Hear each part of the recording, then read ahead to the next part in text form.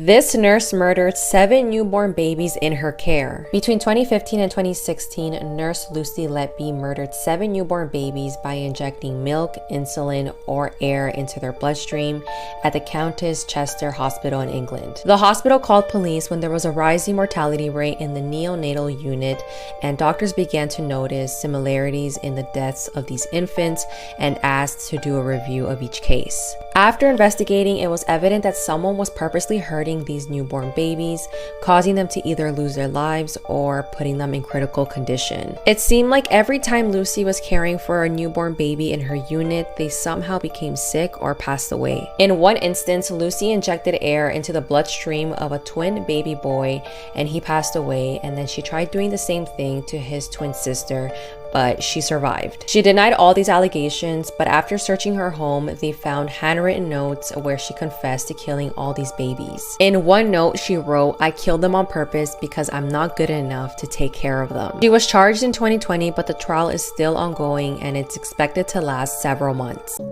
This is Cynthia Vigil. She was kidnapped and held captive for 3 days in 1999 by the Toybox Killer. The Toybox Killer kidnapped and tortured her, as well as 60 other women that we know about. However, Cynthia is one out of just 3 survivors, and she is the last known victim of the Toybox Killer. She was held with no food, no water, and was assaulted many, many times every day. The horrors he inflicted on her are unimaginable, and every single photo that I tried to find of his toy box, I couldn't show on TikTok because of some of the instruments he would use. Cynthia only escaped because the Toybox Killer's wife was distracted on the phone. When she came back in the room, Cynthia hit her in the head with a lamp. Cynthia was able to run out of the trailer wearing only a dog collar and chains and alerted the police.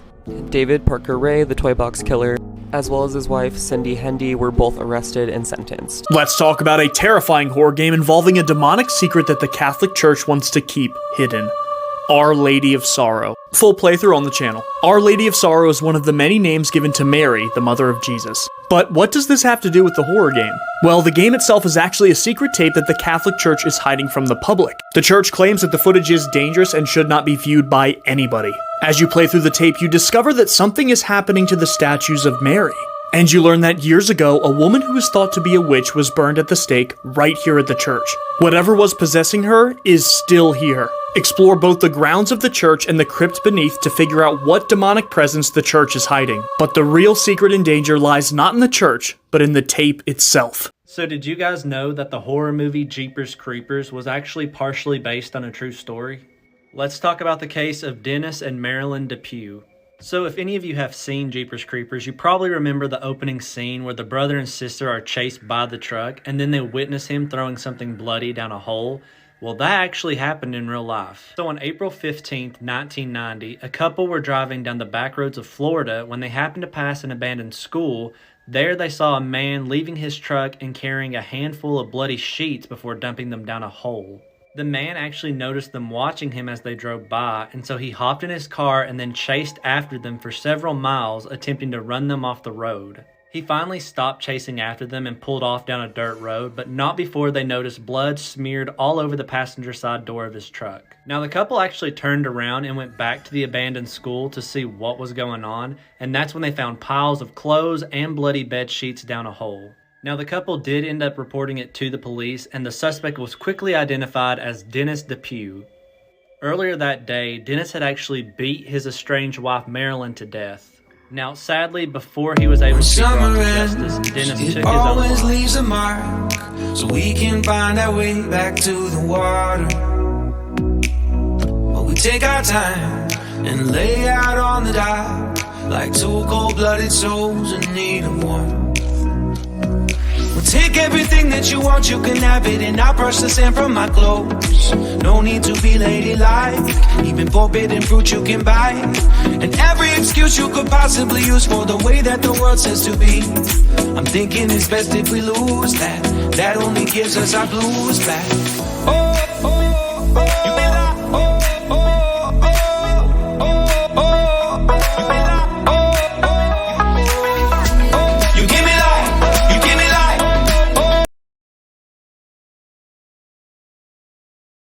Let's talk about what happened to 4-year-old Paulette Ibarra and how she went missing but was later found between her bed. Paulette Ibarra was born on July 20th, 2005 in Mexico City. She was born to her parents Mauricio and Lisette Fara, and she had an older sister named Lisette, named after their mom. Now, Paulette was born prematurely. She was born 25 weeks into her mom's pregnancy, when usually a pregnancy lasts about 40 weeks. When she was born, she only weighed 1 pound and 7 ounces. Now, Paulette's parents were told that she would most likely never be able to walk or talk or just function normally. And as she grew up, she did have some developmental delays and some physical disabilities, but she was doing a lot better than the doctors expected her to. The family lived in a large sky-rise apartment in Mexico City, and they actually had 2 live-in nannies who were sisters, Erica and Martha, who lived with the family, and they would help take care of the 2 girls, but mainly Paulette. On March 22nd, 2009, nannies Erica and Martha woke up and started getting the girls ready for school. Now, Paulette's older sister, Lisette, was 7 years old, so she actually started school earlier than Paulette. So in the morning, the nannies would get Lisette ready for school, they would walk her to the bus stop, and then they would come back to the apartment and wake up Paulette. That morning, they did their normal routine, and when they went into Paulette's bedroom to wake her up, she wasn't there. Erica started looking all over the bedroom to see if maybe Paulette was hiding somewhere, but she wasn't. She goes to the kitchen area to look for Paulette, and that's when she hears a noise coming from the living room. She goes to see what the noise is, thinking that it's Paulette, but no, it's actually Mauricio, Paulette's father. Erica asks him, "Where's Paulette?" And he says, "I have no idea, I haven't seen her." Erica explains the situation to Mauricio, and he says, "Go check the main bedroom, maybe she's in bed with Lisette." So Erica goes over to Mauricio and Lisette's bedroom, but Paulette is not there. Erica wakes up Lisette and tells her, "Your daughter is missing," and that's when Lisette wakes up and says maybe she went to go play on the playground downstairs, like she has to be somewhere. Erica and her sister Martha started looking all over the apartment building. They looked in the elevators, they looked in the lobby, they looked everywhere. And while the nannies were doing this, Lisette was in her kitchen just smoking a cigarette and having a cup of coffee. She wasn't even looking for her daughter or freaking out. Meanwhile, Mauricio was kind of just opening random closets to see if Paulette was there, but he wasn't really looking that thoroughly. Now, the nannies thought this was weird. I mean, if your daughter is missing, you wouldn't just sit there and smoke a cigarette and have a cup of coffee. Paulette was nowhere to be found, so police get called to the scene and they start investigating the entire apartment. They're looking for signs of a forced entry, any broken glass. They're just trying to figure out what happened. They also checked to see if anything was stolen or if anything was missing, maybe it was a robbery gone wrong, but no, everything was there besides Paulette. They also checked the apartment building surveillance footage, but there was no footage of Paulette ever leaving. So that meant that she was somewhere inside this building. Weeks would go by without any answers, and on March 31st, 2009, forensic experts were inside Paulette's bedroom looking for clues when they pulled back the blanket and found Paulette. She was found between the mattress and the end of the bed. Okay, more important.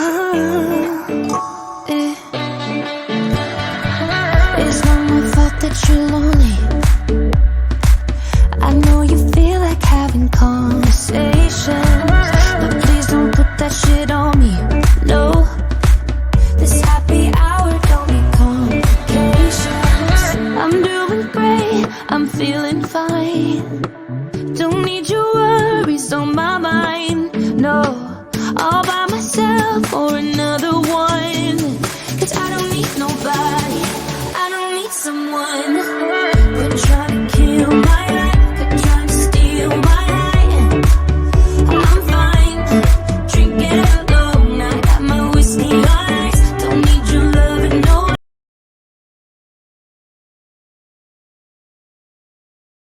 This is part 2 of the Anthill Kids cult. If you haven't seen part 1, I suggest you go ahead and watch that first.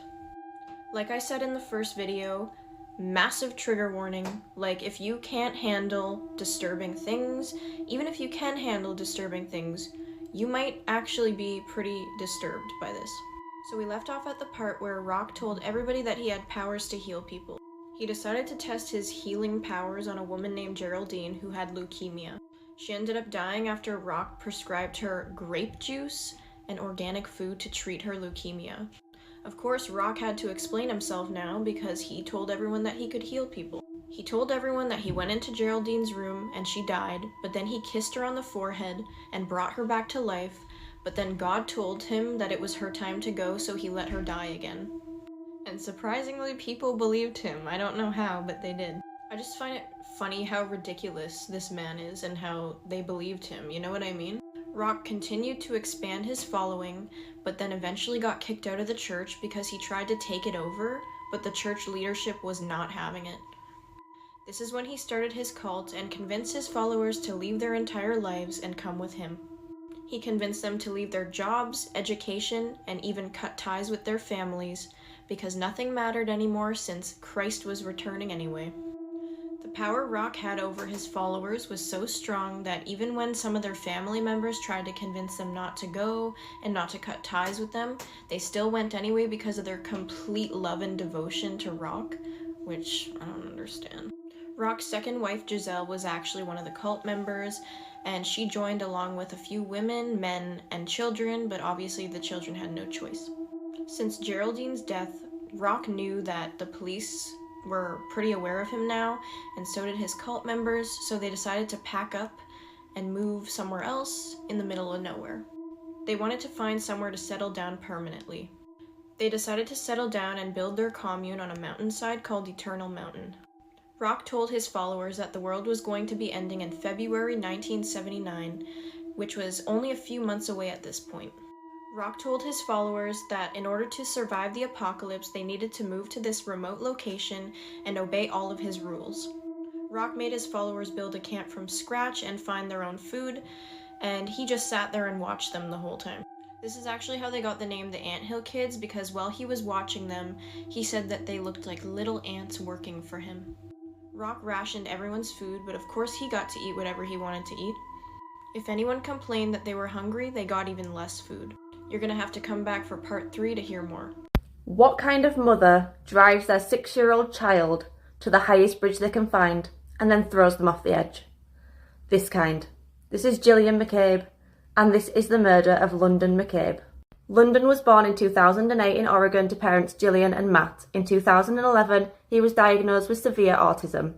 He was described by his teacher as an animated, expressive little boy who was full of love. He loved to sing and make people laugh. London was the centre of his parents' world, but when Matt was diagnosed with MS, it all became a bit too much for Jillian, and in 2014, she began researching ways to kill her son. Prosecutors would later use her search history in her trial. On November 3rd, 2014, Jillian put London in the car, drove to Yaquina Bay Bridge in Newport, walked him to the edge, lifted him up, and threw him over the side. She then calmly walked back to the car, and as she heard her son's body hit the water, she dialed 911 and told them what she'd just done. Police had to then ring London's dad Matt and ask him to corroborate the story and make sure London wasn't with him. They then had to tell him that his son was missing, presumed dead, after being thrown off the edge of a bridge. Boats and divers were dispatched, and just a few hours later, London's lifeless body was pulled from the water. The most horrific thing is that the fall didn't kill London. It broke his bones, but what ultimately killed him was drowning. Jillian was arrested and charged with murder. Her internet history showed that she'd searched things like temporary insanity, insanity defence, and different ways to kill a child, such as stabbing or dropping from a 133-foot bridge, the exact height of the bridge that she dropped London from. Medical records showed that she'd admitted herself into hospital a couple of times, claiming that she was suffering from mental illness, but that she was given a clean bill of health both times and discharged. Prosecutors in Jillian's trial said that London's murder was carried out with much calculation and that she'd faked mental illness in the hopes of getting off with a lighter sentence. Jillian was found guilty and was sentenced to life with a minimum of 25 years. In a statement from London's dad Matt, he said, "I can't say enough about this boy. He was my pride and joy. He was the centre of my world, and his loss leaves a hole in the centre of my universe. If you know an autistic individual, they need love too. Probably more than..." This happened in Manchester, England in 2022, actually, bro. It's about this girl and her boyfriend. Her name was Shea Groves. It was this guy named Frankie, and I don't really know how to pronounce his last name. But long story short, bro, they were dating for like a cool minute. You know, they really hit it off. The relationship seemed really cool in the beginning. Eventually, she ends up going on his phone this one day because he falls asleep. She checks his phone. And you already know where this is going, bro. Yeah. It's not what you're expecting. He was cheating on her? She sees that he's texting another girl. She starts looking at the messages and actually reading them. And she finds out that her boyfriend Frankie was texting a 13-year-old girl. Wow. After she sees the messages between him and the 13-year-old girl, she goes to the kitchen, grabs a knife, and stabs 22 times in the chest and his neck. She kills Brett inside the house. She calls her homegirl right after the fact and FaceTimes her. Tells her. And shows her the body. She's like, yes, like, bro, she's laughing and shit. She's like, yeah, like, I just killed Frankie. So she's like, let me call you back. Calls the police. Calls the police on her ass. Police go to her house, end up bringing her in, and while they have her in, they're checking through her house, bro. She had pictures of serial killers in her bedroom. Like, she had pictures of Jeffrey Dahmer. Posters of Jeffrey Dahmer, the Night Stalker, fucking John Wayne Gacy. Holy fuck. And shit like that. Yes, bro. She was... This is Michael Guider from Australia, one of the worst pedophiles in world history. He's also a murderer, and he's also out free in the world right now. Michael Guider was born in 1980. He lived at a boys' home where he was subjected to sexual assaults, and he even later told prison psychologists that his own mother had sexually assaulted him when he was a child. In his younger years, Michael worked as a gardener. He became an expert on Aboriginal culture, and one of the first crimes that he ever committed was when he set his ex-girlfriend's shop on fire. But as he got older, Michael's urges became too strong for him to resist. And this picture, taken from the height of his crime spree where he's holding this file of photos, is deeply disturbing. You see, in 1996, Michael was charged and convicted of 60 counts of child sexual abuse. Basically, what he would do is befriend women who had children, then he would act like a babysitter, go over to the house, watch the kids, but while the parents were gone, Michael would give the kids sleeping drugs. He would then repeatedly assault them and photograph the whole process. This dude was really, really sick. But when he was finally arrested in 1995, he actually wasn't arrested for any of those activities. He was arrested this time for fondling 2 7-year-old girls. While in prison, Michael was beaten 2 times, almost to death. He suffered a lot of fractures in his bones and stuff like that. But it's at this point in the story when the attention was turned onto Samantha Knight, a young girl who had been missing for over a decade. Samantha was only 9 years old when she went missing back in the year 1986, but after his arrest, a friend of Michael's came forward and told authorities that he had been talking about Samantha in this weirdly obsessive way in the past. And while at first he denied ever knowing Samantha, eventually Michael admitted to giving the young girl that same drug cocktail that he gave all of his victims. But he claimed that this drug cocktail had gone wrong and he actually ended up accidentally killing young Samantha. But the thing is, when investigators asked him what he did with her body, he just claimed that he forgot what had happened. To this day, nobody has been able to find the body of Samantha Knight. She's still out there somewhere in Australia. And Michael knows where she is, there's no doubt in my mind, but he just won't tell anybody. It's horrific. Now, there are a number of other disappearances that Michael may be linked to, like that of Renee Aitken, who disappeared around the same time frame in 1984. But then here comes the bombshell at the end of the story. In 2019, Michael was released from prison. He served 17 years for killing 9-year-old Samantha Knight and for those 60 counts of child sexual abuse, but he's now out on the streets. There were obviously massive protests and people were very against the release of Michael, but due to technicalities, he got out and he's still out. Now, I read some reports that in October of this year, the police checked up on Michael and they found a lot of images of CP on his phone and in his home, so he was rearrested and all of this, but he's still out on the streets. He's not back in the system yet. And I think it's just horrific that Samantha Knight's body has never been found. Let's skip to hours before they murdered Cassie. So Cassie's house sitting for her aunt and uncle. At the time, she was trying to save up for a car and prove to her parents that she was responsible. And Cassie was going to be home alone that whole weekend. Now, Cassie had a boyfriend named Matt. Cassie had asked her parents if Matt could stay over that Friday. And the adults in Cassie's life trusted her, so they let him come over. Cassie didn't know that he invited these two over. And she was kind of moody at him because, like, what? She wanted to be alone with her boyfriend, but he invited these two, and I guess he told them at the time it was a party. So eventually these two come over. Gloria was more chill and calm when he came over to Cassie's house, but Brian was way more intrusive. So then they all sit and watch a movie. Brian gets up to pee or whatever. Brian quickly comes back and tells Tori that he thinks that they should leave. These two start complaining and say that this was supposed to be a party and that they'd rather watch a movie at the movie theaters. So then they leave. So Cassie's not relieved because they left. But little does she know, when Brian went to use the restroom, he unlocked her basement door so they could sneak in later. This is a clip just an hour before the incident. Here in his car, the time is 9:50. September 22nd, 2006. Unfortunately, we have the grueling task of killing our two friends. And they are right in a house just down the street. We just talked to them. We were there for an hour. But We checked out the whole house. We know there's lots of doors. There's lots of places to hide. I unlocked the back doors, so it's all unlocked. Now we just gotta wait and we're really nervous right now, but you know, we're ready.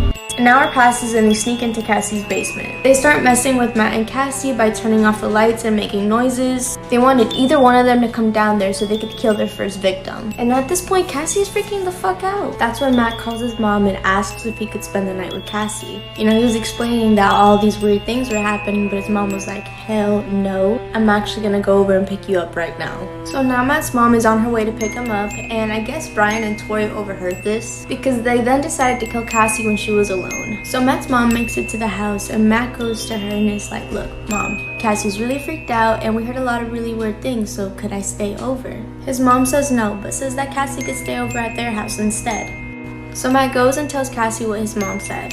But Cassie, trying to prove that she was responsible, decided to stay because she felt like she had a commitment to fulfill. So Matt and his mom leave, and now Cassie's home alone. That's when Brian and Tori put on their disguises and made a lot of noise to try to lure out Cassie. But since she wasn't moving to check on the noise, they got impatient and attacked her right in the living room. It's unclear who stabbed first, but she had a total of 30 stab wounds. I can't even imagine how horrifying that must have been. And she never got to find out that it was her own friends that ended her life. This was Brian and Tori's reaction after they killed their friend. Just killed Cassie. We just left her house. This is not a fucking joke. I'm shaking. I stabbed her in the throat and I saw her lifeless body just disappear. Dude, I just killed Cassie. Keep what Brian said in mind because he later tries to downplay his part. And notice how Tori doesn't say anything about him killing Cassie. Oh, fuck. That felt like fucking real. I mean, it went by so fast. Shut the fuck up. We gotta get our act straight. It's okay. Okay, let's buy movie tickets now. Okay. Come on, goodbye. No. Goodbye. So these two dip and they try to get rid of any evidence that they have on them, like their clothes and stuff like that. And Matt is out here trying to get in contact with Cassie all weekend. But I'm running out of time, so I'll see you in the next